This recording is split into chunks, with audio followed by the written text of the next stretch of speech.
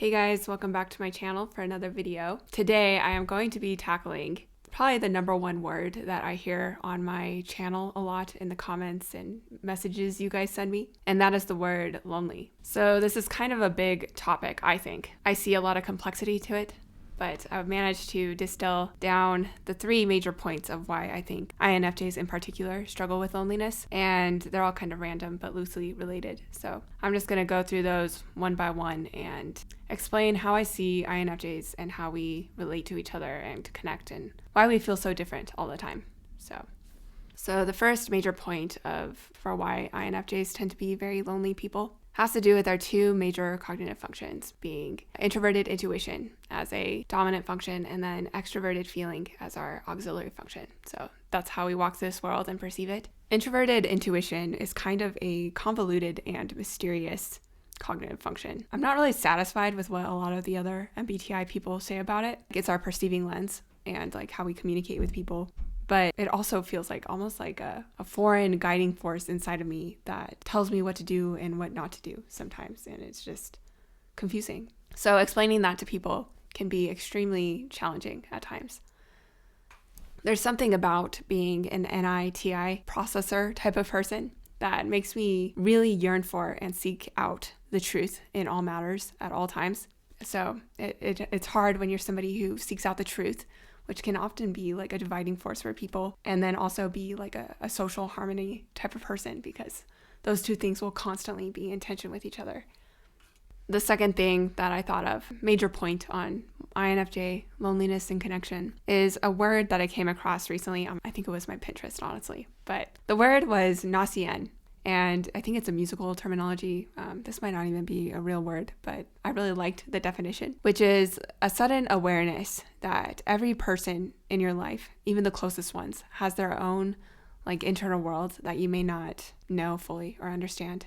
And also saying that every person puts on a filter, some form of a filter in order to talk to you. INFJs tend to be the type of people who really see the core, despite like the masks that they put on and wear. We almost feel lonely when people don't expose their truest forms, their truest selves to us. Yeah, that's just like another place of loneliness, is that we tend to see people for who they are, even if they're not showing it or saying it. But often it's not reciprocated. Most people out there tend to take things at face value, it seems, when it comes to getting to know people, and are content with labels. When it comes to people that I cannot stand to be around, actually, it's anybody who labels, because I think just that whole idea of nacien, like I see so much multidimensionality in every person that's in my life. And so when I'm around people who are labeling me as something that I'm not, that can be extremely challenging. I think also because INFJs we grow fast spiritually, and we evolve quickly, or at least I'm speaking for myself. Like every era of my life, I've been extremely different in. So when I'm around like a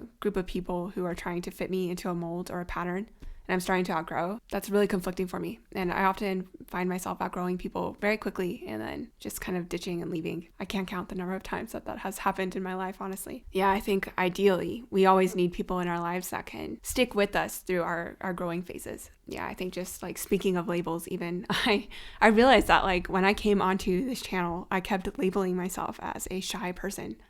And that has probably been the number one label that I've received throughout life. I'm like, why am I doing that to myself, even on my YouTube channel? Like, these people don't really know me yet. And I realized that every person that has ever called me shy has been somebody who I just kind of intuitively picked up on as being maybe an unsafe person, like emotionally, or maybe they gossip and it's like kind of obvious that you shouldn't expose your deepest thoughts to them. Yeah, I think I'm going to relabel myself as not a shy girl, but maybe a wise girl, because I've had my reasons for keeping my mouth shut, and there's a lot of wisdom, I think, in silence. And this world is often not very accepting of quietness, at least not where I'm from. So, and then the third point on this topic that I found was actually a diagram that I really enjoy, that I think illustrates connection really well, which is from shamanic wisdom, actually. So shamans in like a lot of Native American cultures, and I think just like cultures across the world, are intuitive healers. And they're people who like literally walk on a different plane of reality. But I really resonate with a lot of their like diagrams and about like psychology and things of that nature. I think just because I am also an intuitive healer in a lot of ways. I think any INFJ really is. They have a concept called the three worlds. I really like it because it shows the three sort of different realities that you can be in at any one time. I can relate it to connection and just how INFJs connect with people at different layers and levels. So just walking through this diagram, the first world of the three worlds is the underworld. I really like this realm because I think it really describes where INFJs inhabit most of their lives. I sort of see the underworld in two different ways. The first being like a wisdom place reality. So INFJs are very like old soul wise. We enjoy solitude and just sitting with our life experiences and extracting the wisdom from them. And I find that oftentimes when I'm in this like deep contemplation, I can sit in there for days on end and weeks, sometimes months. My words, like after leaving my deep thought space, can be really like saturated with this like heaviness and this like a weightiness, a melancholy even that people are just not really used to and are kind of weirded out by, honestly. Like, why are you so deep? So I think oftentimes when I'm in these eras of life where I'm just really contemplating things, I find that I have to re-emerge into society and kind of lighten up a lot before conversing with other people so that I can be on like a normal plane of reality with them. So I also see the underworld as like the layer of really deep emotions and like wanting deep emotional intimacy with people. So I would say that if you're an INFJ, you cannot have any type of partnership with a person without having some form of emotional intimacy with them and being able to talk about how you're feeling and for that to be like the truth and being fearless in that. So it's kind of hard for us though, because we tend to be the type who is able to allow a person to open up to us very deeply, but tend to be very slow in opening up ourselves to other people. So the next world in the three worlds is the middle world. And this is the world of the ego and like the physical reality that pretty much everybody else inhabits pretty comfortably, reasonably comfortably, I would say. And this one I honestly have the least to say on because I have the hardest time sometimes staying present. And I understand that like in spirituality, that's really where you want to be, is in the present moment with people. And I still struggle with that a lot. My mind is always either projecting way out into the future or imagining things, daydreaming, thinking about the past. I'm still unhealthy, I would say, in a lot of ways when I'm with people.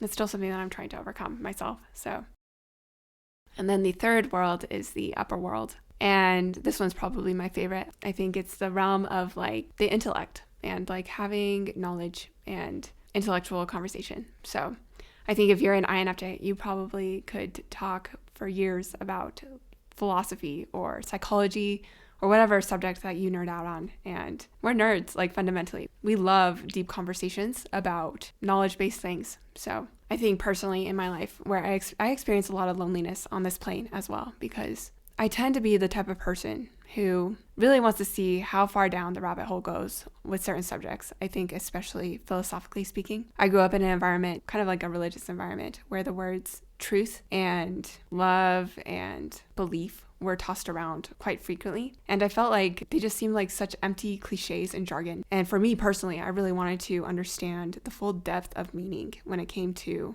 these words. A lot of people in my life, even though they were part of these like religious circles and stuff, didn't really care to really have the deepest of understandings about these things. There was just like a level of understanding that I was seeking that it seemed like nobody else cared to know about. And I think INFJs are very intellectual types. So we almost need to have relationships in our lives that can keep up with us on an intellectual level. I would also say that like on the intellectual plane, I'm extremely open-minded when it comes to subjects. Like I don't fully identify myself with different ideas and things. And yeah, I would say I can take in all kinds of perspectives and be the type of person who can sift through them and see like the truth in each one, even from like the most contrasting type of people. So like I can read books from like the deepest atheists to like the most spiritual type of people and see the connecting dots and the overlap between the 2 points of view. So a lot of people in my life seem really like they don't understand that for some reason. It's almost like a threat to have countering views come into their field of vision or something. I don't know. But to me, it's like not a problem at all to take in wildly different perspectives and chew on them and take them seriously. So yeah, I think something about our open-mindedness also kind of makes us more susceptible to being gaslighted in relationships, unfortunately. I think if you're somebody who sees like the multidimensionality of everything to me is like in shades of gray, and like I see everything in terms of like spectrums and aspects. So if somebody in your life is like being very bold and like black and white type of thinker, it's easy for us to start to conform to their views as well. So that can end up being an issue a lot of the times for us.